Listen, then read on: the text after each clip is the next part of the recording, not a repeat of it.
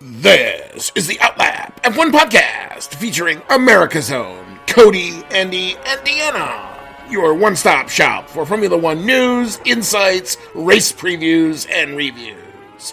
Join us on the Outlap.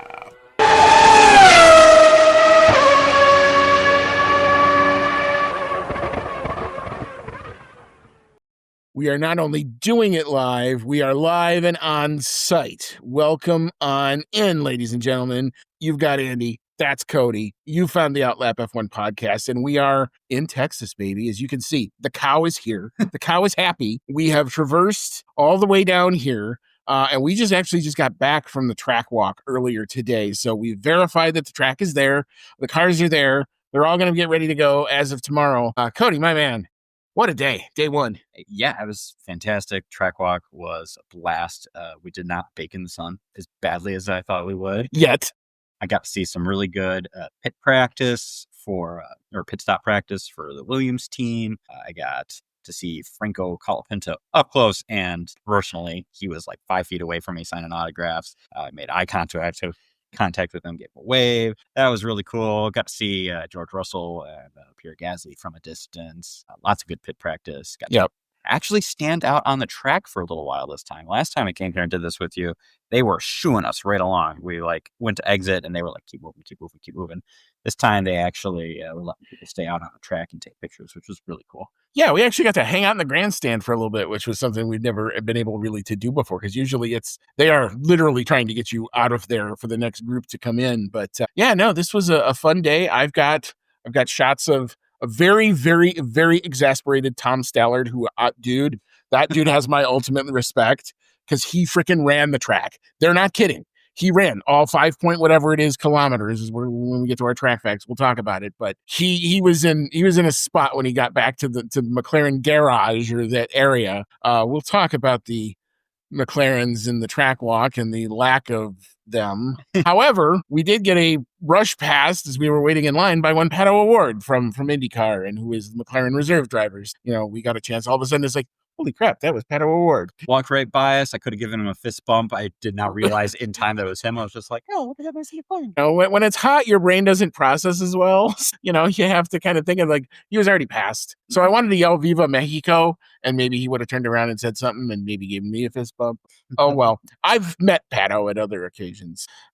He's a great guy, and if you find him in the IndyCar paddock, he will sign whatever you want. He's great. But you're not here to talk about IndyCar. We're here to talk about F1. So if you found our show, as always, welcome along. This will be Season 7, Episode 36, the 2025 USGP Preview live and on site here in Texas. We're at a suburb of Austin, but we're in Austin, Texas. Yeah.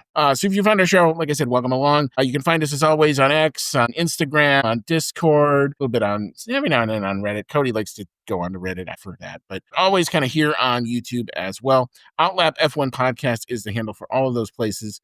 I will be posting some pictures on our X account later of some of the track walk and some of the videos. He got the Alpine. Which pit stop did you get? So I got really good ones of the Williams pit stops. I got several iterations of them trying to change the tires. Okay. They got better as they went. I think I got a little bit of the nose changes too. So I got a really good one of Aston Martin, who decided to do it right in front of me as I was just kind of standing there. So yeah, we will put some of that out for you guys to see, so you can enjoy kind of as we did the track walk earlier today. But again, like I said, always one place to find us. Outlap F1 podcast is the handle for all that. You can email the show, outlapf1@gmail.com. Thank you so much to our continued supporters who always support the show. Thank you so much to Dean Warwick, Yuri Dolchester, Paul Weaver, Quentin Warden, Kevin Kelly, who's been amazing, sending me all sorts of fun stuff that we're going to talk about, a lot of it. Regan Stanzik, Timothy Brown, and of course, Jonathan Scott. If you'd like to join that Hall of Fame list, there is an anchor page. It does ask for a small monetary donation. What does that do? That just allows us to keep all of this mobile equipment that I had to pack up and get through security from O'Hare. Thank you very much to TSA for not giving me a hard time about all this. It allows us to do exactly stuff like this. So that's where your money would go, into making the show a little bit better, a little bit more accessible for you guys, the listener. All right. There was also a ton of news that broke. Like literally, we were in the airport waiting to get on the plane. There was news breaking. We got down here. There was news breaking. Lots of things have been announced. Some things have been announced, some things have not. But we'll give you kind of an update on the state of play with a lot of different stuff.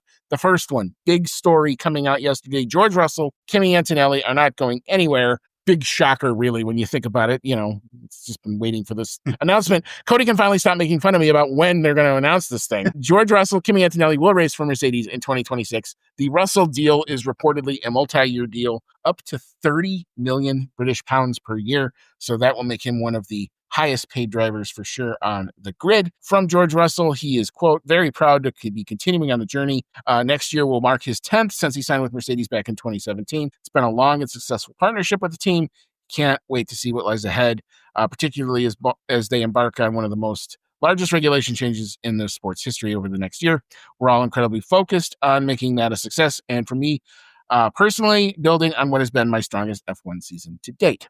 As for Kimi Antonelli, he has convinced the uppers and Toto Wolff that he is worth it. And he is, quote, super excited to be continuing with the team. The 19-year-old said, I've learned so much in my life I've learned so much in my first season in F1, both in the good moments and more the challenging ones. They've all made me stronger, not only as a driver, but as a teammate too. I want to say thank you to Toto and everyone at Brackley and Brixworth for their continued support and faith in me. So, not a surprise. We finally got it. But pen to paper has happened. George Russell not going anywhere. Thoughts, Cody? Yeah, again, not surprised. George Russell has been knocking out of the park so far this season. Mercedes would have been crazy to not sign him again or to only go for a single-year deal because they want somebody else, like, I don't know, Max Verstappen. George Russell has what it takes. So I thought for sure that they were going to sign him again. It just was up to when they were going to sign him, how much for, and for how long.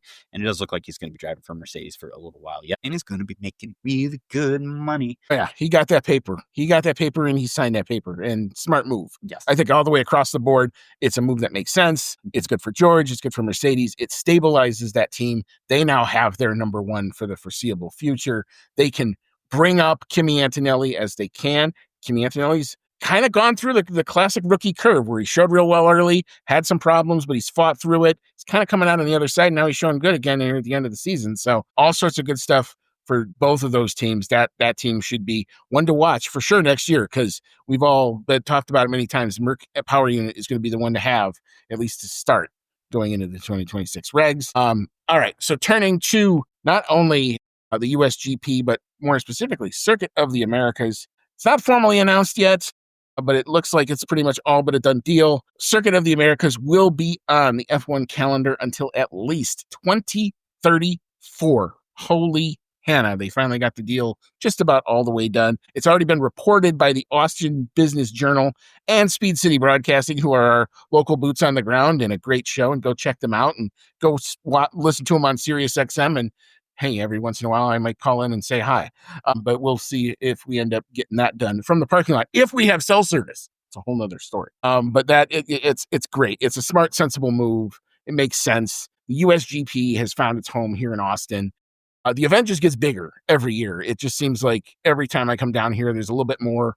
They've got this roller coaster thing that they just built in one of the parking lots. You can play mini golf at the track now. There's the karting. There's suites you can, if you have gazillions of extra dollars, you can house your car there and sleep next to your car if you are so inclined at Circuit of the Americas to take your car on the track for track days and all sorts of fun stuff. So there's a whole lot happening at this venue.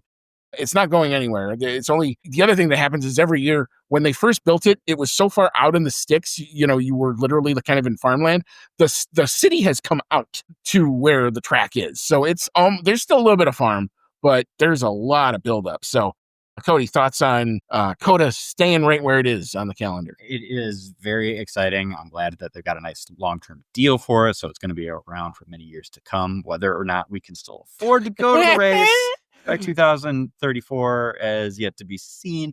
But I think that this is the best of the three United States races from a race perspective. I always prefer a race on purpose-built track, what this track is, and it always provides really good racing, which can't be said necessarily about the Miami GP. And the Las Vegas one is kind of somewhere in the middle there. but it's definitely the best racing. I don't think they're going back to Indianapolis anytime soon, so it's good that we're going to be keeping this one around for the foreseeable future. It gives me a few excuses to come back to Texas. Yeah, I was doing the math. If somehow I managed to make it to 2033 by the time this contract ends, that would be 20 years. That'd be 20 years coming to this place every time. Except for one. Well, that was a COVID year. No, I accounted for that. I took 1 year off for the COVID year. It was 2012, and that was why I skipped it. They said if the 2033 race would mark 20 times, I would have come down here for the race. So we'll see. Life goals. May good things continue, and lots of hurdles to get between now and then. We'll see what happens, but I'm glad that it's here. Glad that it's here to stay. The city is just absolutely electric when the place comes to town. Williams has an activation fan event. McLaren have got a fan activation event in downtown. There's F1 stuff all over the place. You can find F1 merch if you go, even window shopping downtown, you can find it. It's kind of just, it's the home of this race, and this is where it belongs, and I'm glad to see it. All right, so turning our attention to this weekend, Cody, is going to be hot. Yeah, I pray every time that I come down here that it's going to be better. It's October. To me, from Chicago, October means it's getting cold outside or cool. Trees turning. Yes. Hint of fall. Every time we come down here, I'm like, surely it can't be that hot in October. And looking at the forecast, it's going to be 90 the entire time that we're here. It's going to be sunny. It's going to be no better than any other time we've come here. So I'm going to have to take cover in the shade when I can and drink plenty of water. Apparently, Formula One's already considered this to be a heat hazard event. So I think that means that the drivers are they can wear those. They can wear the suits. Yep. They have to account, and they have to make them available. They don't have to use them per se, but they have to make them available if the drivers so desire to have them, which means that the weight limits get changed in a little bit, here and there. But they've already mandated that. That's already been a document. If one of the drivers doesn't want to use it, I will happily borrow it because our spot is directly in the sun. It does not get shady bias at all until the sun goes behind 8 laps to go. Yeah. So we're going to be turned to a... Yeah, no, we went and did a grocery run, and we bought the SPF 100 level sunblock. So, and we're still going to get burnt because we're going to sweat it off, and it comes with the territory, but we love it, and that's why we come here. But anyway, so for sure, it's going to be a hot weekend. FIA is already kind of prepared for it. The other theme to the weekend is anybody running their regular livery, because most of the teams are not. Talk about different ones coming out, like Haas was the first one to come out. Then Aston Martin came out with a different livery slightly. Red Bull craned Max Verstappen's car over the Colorado River, which I thought was pretty cool, right over downtown. Racing Bulls, that's probably the loudest one of all the special liveries, of the one that you're going to notice when you see it, because it's and Alpine even have a neon green stripe that they've added to their livery here. So yeah, all sorts of different looking cars. McLaren have one, not the silver one that they had last year, although I wish they would have brought that back because that thing just popped, but it's a white chrome livery. They said not literally chrome, but Google Chrome. Yes, Google Chrome Gemini or something is what they're calling it. And the drivers are in white suits this weekend, which is probably not good because you're going to get very, very sweaty. But anyway, we'll see kind of how all that plays. But Cody, thoughts on, did you have a favorite livery? I know which one we all didn't like. The one that I liked a lot was the new special Williams livery. Yeah. It's got a lot of white in it. It kind of looks like it's a throwback to when Williams had a partnership with BMW a little bit. So that one looks really sharp. A few of them are very minor changes, which to me is a little underwhelming and boring. The Aston Martin one has the Aramco lettering in yellow. And something I didn't notice from the page that I noticed once I got up close to the car that is actually pretty cool is they're kind of leaning into the whole science that goes into Aramco. I noticed that too, where it was like they have all these like equations and you almost think like it's like Adrian Newey, and I'm like, oh, I didn't see that on the picture. Yeah, that was actually kind of cool once you got up close and you saw that bit of it. Yeah, the Racing Bulls one is ugly as shit. It's supposed to be like leathery, like Texas leather or something like that. I couldn't tell if they were trying to do like some kind of like golden camouflage or something. Like it doesn't even really look good once you get up close to it. I mean, the race suits don't look too bad kind of. But, they're definitely leaning into the cowboy theme. And there's a lot of that. I think Lewis Hamilton rode in on a horse earlier today. I saw reports or something like that, and he was answering questions about it. It was his first time on a horse, not the Daniel Ricciardo horse. That was Horsey McHorseface. Different animal. The McLaren livery might be cool. We've seen it. We wouldn't know. The cars were They were literally under the FIA black tarps that you normally only see when the cars enter Parc Fermé. So I don't know exactly what happened. We stayed for like an extra hour waiting in the grandstand to see if somebody might come out and take the thing off. We could only see the front wing. It didn't happen. Kind of annoying. And look, I've seen McLaren cars before. I've seen them up close before. It's not the end of my world, but if this is your first time coming and the only time you're ever going to make it here, you should have the cars out for this type of thing. It's the best opportunity that anybody has to engage the fan. I know they have that whole activation thing in downtown Austin. I saw some shots of it. There's a line literally going around. They have a 2025 chassis there, supposedly, that you can get really up close to. So it's not like they're not trying, but at the track, it rang a little hollow for me, especially since they were in pole position of the constructors and all that stuff. But anyway, I will forget about it probably by the end of tomorrow when I see them on track. All right, another story that we've been following, been talking about it. We still don't have resolution to it. There, as of tonight, is still no U.S. F1 TV rights deal signed and sealed or delivered. There's one reporter who apparently has some insight into the negotiation. His name is John Oren. He works for Puck Media. So go check his accredited stuff out. But apparently the hang-up, and we were nervous about this when we first started talking about Apple TV, is apparently F1 TV, which the initial reports were all going to be that this was supposedly totally separate from F1 TV, that F1 TV was going to be left alone to do what it does. We actually saw, what we did see in front of the McLaren garages was the F1 TV crews doing their weekend warm-up stuff. I wanted to yell something to distract them, and then I thought for a minute, I'm like, hey, that's not a good idea. They're working. Maybe we should leave them alone. So that's what I chose to do. But I did see Jolyon Palmer, Ruth Buscom-Divey, and the name is going to kill me. The other presenter. No, dark-haired girl. Anyway, someone's going to correct me later. I will look up her name and I will apologize in the review. Sebastian Vettel always used to flirt with, right? Sort of. But she's also great. Like they're all great. They were all doing their stuff. And James Hinchcliffe was there too. So he'll be on the broadcast this weekend, which is a good thing. His insight is actually pretty darn good. So there's a lot of good about F1 TV, and we like it, and we buy it, and we do the onboards, and I sync the onboards to the main broadcast and all this other stuff every week. And here comes Apple TV saying, well, now we want control of this, whether or not that would mean changes to how it's consumed. I would assume they would want it all under their platform. And then maybe they would geo-X out the US for F1 TV, which would be a crying shame if that happens. That would actually make me quite angry as a fan. I'm okay with possibly, if you make your content better than what F1 TV has, I may check out Apple TV. I probably will buy it just to see what it's like, but I'm not going to be happy if they eliminate F1 TV since FOM has put a lot into it. They made it successful, and now here it's maybe going to go away. Cody, thoughts on this? Yeah, I think Apple would be really shitty if they got rid of F1 TV. I understand why they would, because Apple TV really is already a streaming service, and the whole point of them getting the F1 rights is to get you to come buy Apple TV. So if there is another streaming service that you can pay for just for F1, if that's what you're into, of course they're not going to like that, but that's what I like. I like paying for the F1 TV and getting just F1 and having it come out just the way I like it. I've been using it with Andy here for several years, and it's always worked very well. They finally have a TV app for F1 TV, so now I don't have to play around. Some stores have it. My Samsung store does not. No, I got it on my Sony TV, and it works great.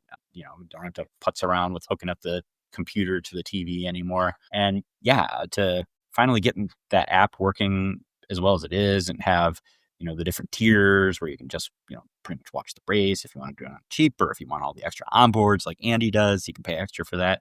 To get rid of that all of a sudden would really be a kick in the teeth to everyone who made it work. I mean, if Apple TV takes this over, there's I've got 4 things that have to happen. 1, no commercials. Mm-hmm. If you start putting in side-by-side ads in the middle of these races, I'm going to have some sort of a conniption as an F1 fan.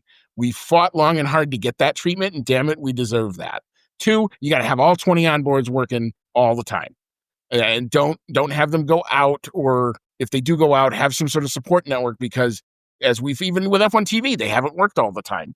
And sometimes you got to tell them that, hey, this thing isn't working, because it's a huge thing. They can't, you'd think they would have somebody watching all 20 of them, but amazingly, they don't, other than me sometimes, which is kind of scary. But that either here nor there. But you gotta do that. You gotta make sure that the thing doesn't crash on the first race. If we get to Australia 2026 and you go to fire up your Apple TV as a US fan and you get the swirling circle of death, my God, the fandom is going to have, talk about freak out, because there's no other option. You have to go through streaming then. So it's a huge thing. I know that the price tag is somewhere around $150 million. It's a lot of money. I get it. But the F1 TV infrastructure is already there. They know it works. They've worked on getting a lot of the bugs out of it. And they have a network that's in place that can fix things when they go wrong, especially in the realm of the onboards, where you can tell that they've sometimes gone to a second or a third backup broadcast to keep these onboards going, because cars have stuff happen to them. There's a ton of radio traffic going on. Cell phone signals get weird. Satellites fall out of the sky. All sorts of stuff. This is what Apple TV is going to get themselves into. And if you make it like the first time Netflix went live, they had a boxing match and nobody could watch it, and it was panned. F1 TV fans, it's a lot bigger group. So, and if you piss them off and you can't come out of the gate right, people are going to have a problem, man. So I'm worried. I'm very worried. I want to see what this deal has in it. My personal hope is that they go do what they want to go do. I can check them out as I want. If they want to do some sort of their own coverage and have different broadcasters on it, fine. I will sit back and wait to hear who those broadcasters are. But I think the smart thing would be just take the Sky feed. The Sky feed is usually pretty good, except when they have certain people on it. And you all know where I stand on that. But anyway, we'll leave that there. But something to watch. We're going to keep watching it. And when we know more, we will tell you. All right. So that is pretty much a catch up on the news in the last 2-3 days. It's been really, really crazy. But we're going to take a quick break. We're going to re-rack. We'll come on back. We'll get into the weekend proper with our Circuit of the America Track Facts. We'll tell you about that weather. Going to be hot. We know that. There's a odd little chance of some little rain cell popping up. We'll talk about it. I don't think it's actually going to be anything to worry about, but interesting enough. We will talk about that, and then we will give you our thoughts on what we think is going to happen this weekend. We got a sprint weekend coming up, so all sorts of good stuff. So come on back. You won't want to miss it. You are listening to the Outlap F1 podcast, and we'll be right back after this quick pit stop.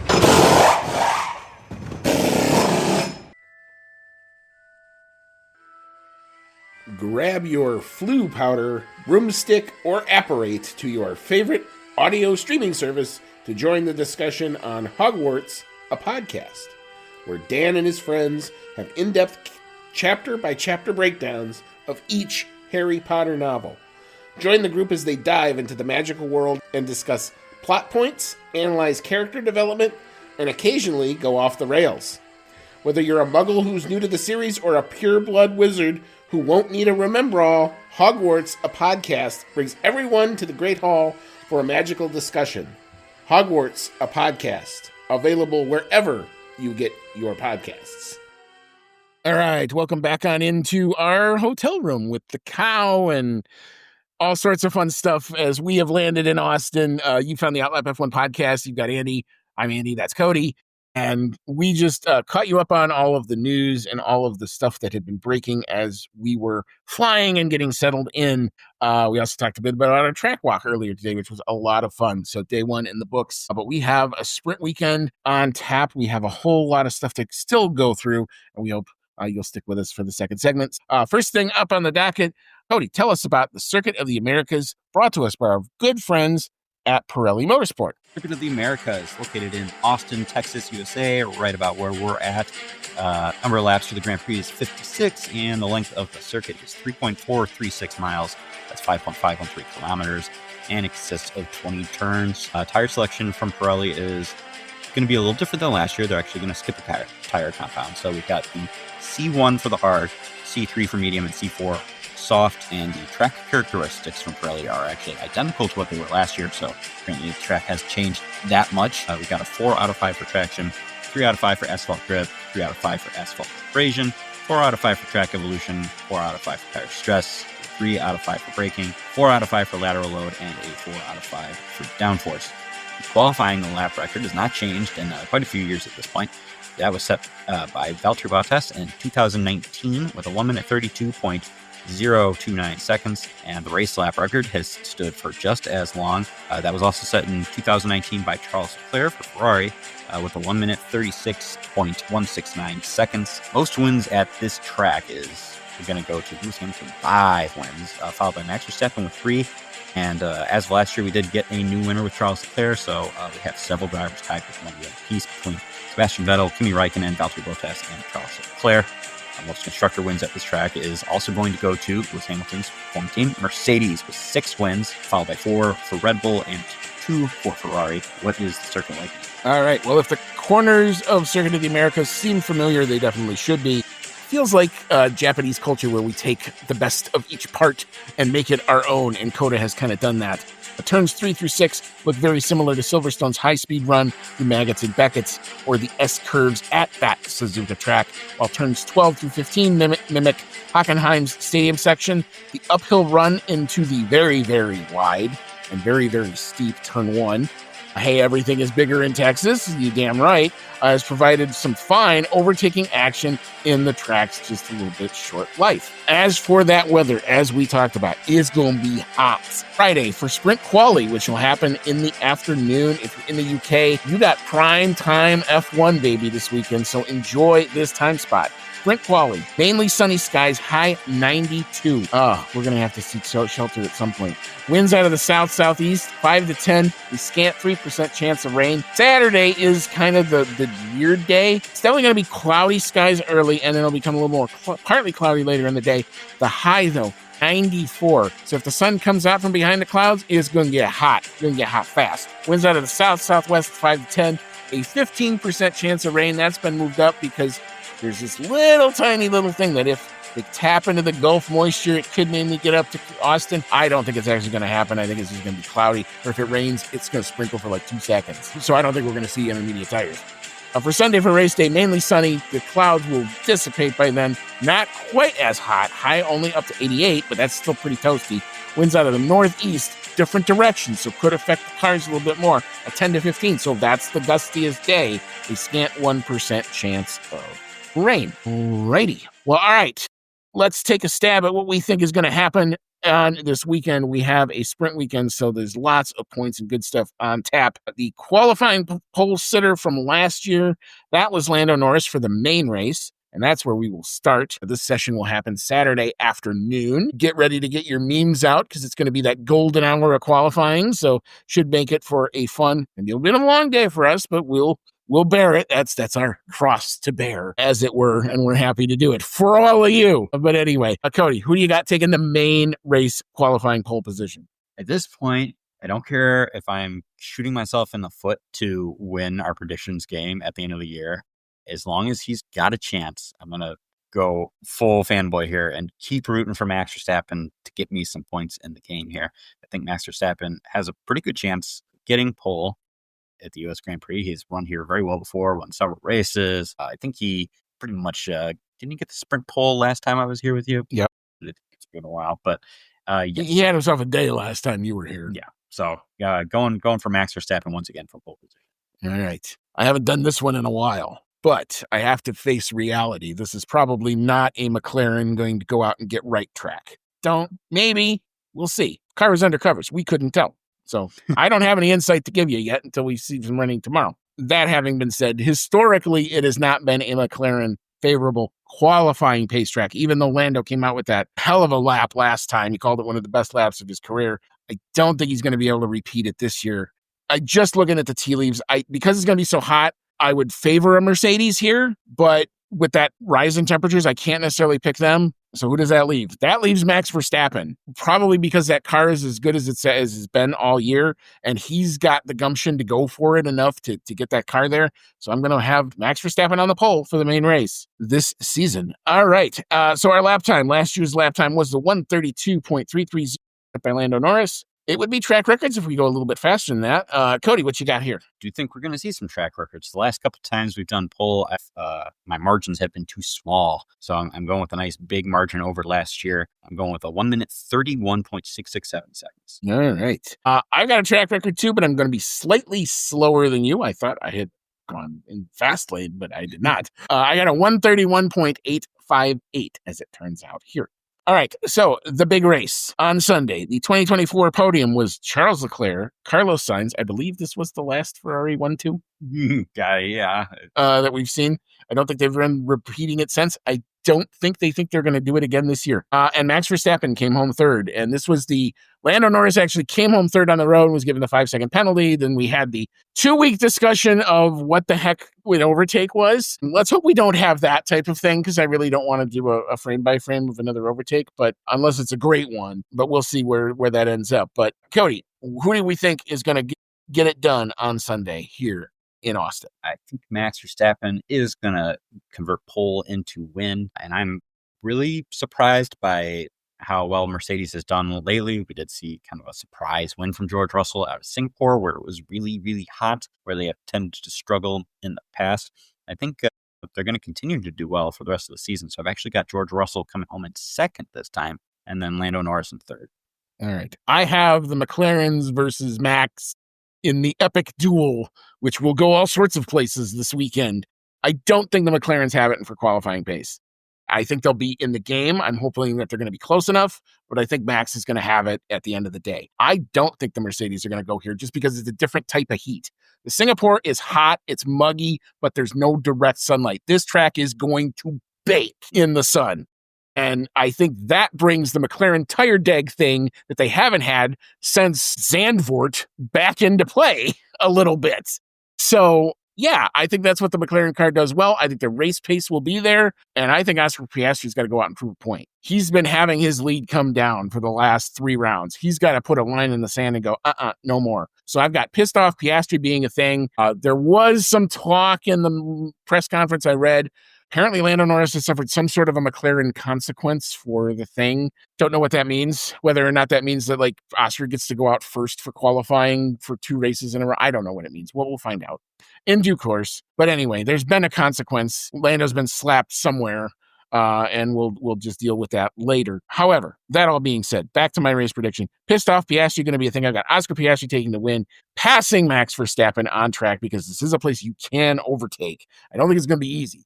But I think if there's going to be one guy on the grid who can do it, it's Oscar Piastri. And I got Lando Norris coming home in third. So, but Max definitely going to be a factor for sure. But I hope Oscar can put a line in the sand and get this thing back on track for him.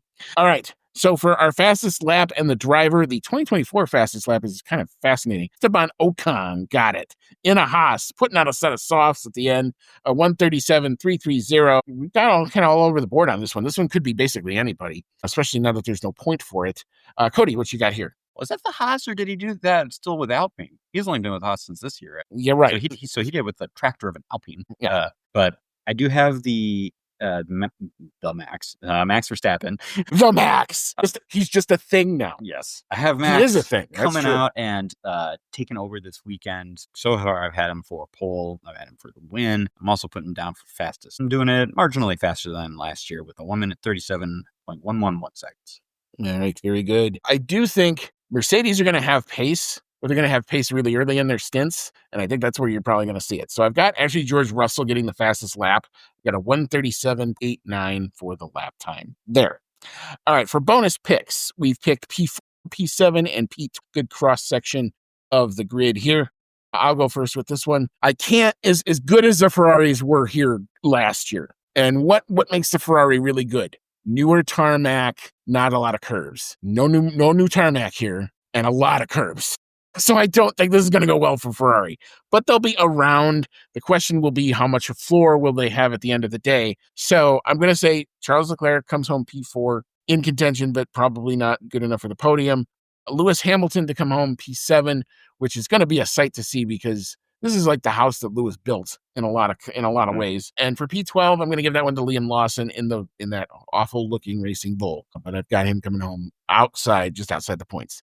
Cody, what you got here? All right, so this might be more wishful thinking than anything else for Max's championship hopes, but I do have Oscar Piastri coming at 4th, therefore missing out on the podium. I do think this is going to be a rough weekend for the Ferraris, so I've got Charles Leclerc actually coming all the way down in 7th place. And then, unfortunately, I have Yuki Tsunoda being completely useless for Red Bull again this weekend and coming in 12th and not getting any points and not being there to help out. I feel for him, but I do really think his career is done after this season. His F1 career may be done. I think he's got a job in Super Formula anytime he wants one, but we'll see. But anyway, for our prop bet this weekend, as we have a sprint race, we're only going with the winner. So we're only giving out one extra point here. Cody, who you got winning the sprint? Yeah, it's not even a yes-no, which we usually do for prop bets, an easy one. This one we can get it, or both of us might not get it, but I'm going to continue to fanboy and go do. I'm not going to fanboy. Because I do think early on, if the McLaren qualifying setup isn't quite where they want it to be and they'll have to work on it, the sprint may not go really great for them either. I think they'll be there. I think it's going, despite the fact that COTA you would think would be a great track to have a sprint, I'm worried about the sprint. Because unless it is Lando, Oscar, and Max in some sort of a trifecta at the front, I don't know where I'm going to see my overtaking. Yeah, in 2023, we watched the sprint race in that twilight golden hour, and it actually turned out to be pretty boring. Yeah. So and this one's going to be in the heat of the day, right at noon, early up. So prime time, again, if you're in the UK, 6:00 for you guys. So that's going to be great. But I do think if Max is going to take sprint pole, he's probably going to take sprint victory because the two McLarens cannot afford to get into a match with him over 1 point. They will sacrifice the point for knowledge gained, race pace, air deg data, all that other good stuff. We'll see what happens. I'm assuming everyone's going to run the C3. Does someone get weird and try to put a C1 on? You're going to have 2 sets of them, but who knows? But it'll be interesting. It's what Pirelli's tried to mix this up with the step into compound. So we'll see what that happens. But I got Max taken for the sprint part. I think he will own the first day or two. But as I've said before, it's all to play for this weekend. So when and where can you watch your F1 in the U.S. this weekend? It will be on all sorts of places, but ESPN Family of Networks has you covered. Practice 1:25 p.m. Eastern. That will be found.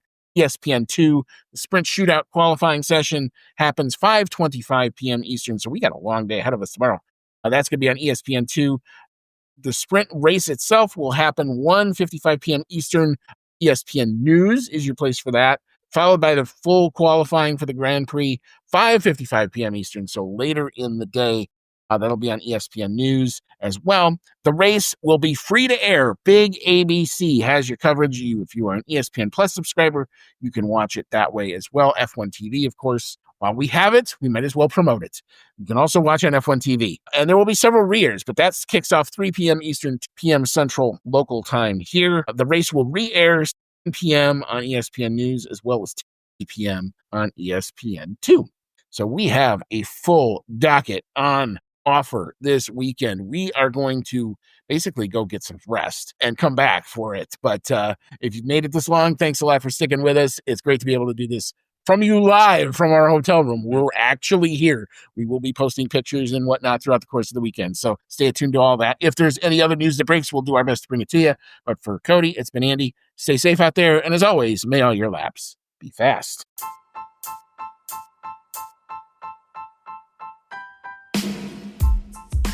Thank you for listening to today's episode of the Outlap F1 podcast. If you like what you heard, click that subscribe button and be sure to leave us a 5-star review. If you want to connect with us outside of the show, check out our website at www.outlapf1.com. Find us on Twitter and Instagram at OutlapF1 Podcast, or email us at chatnow@outlapf1.com. As always, thank you so much for your support, and we'll see you on the next one.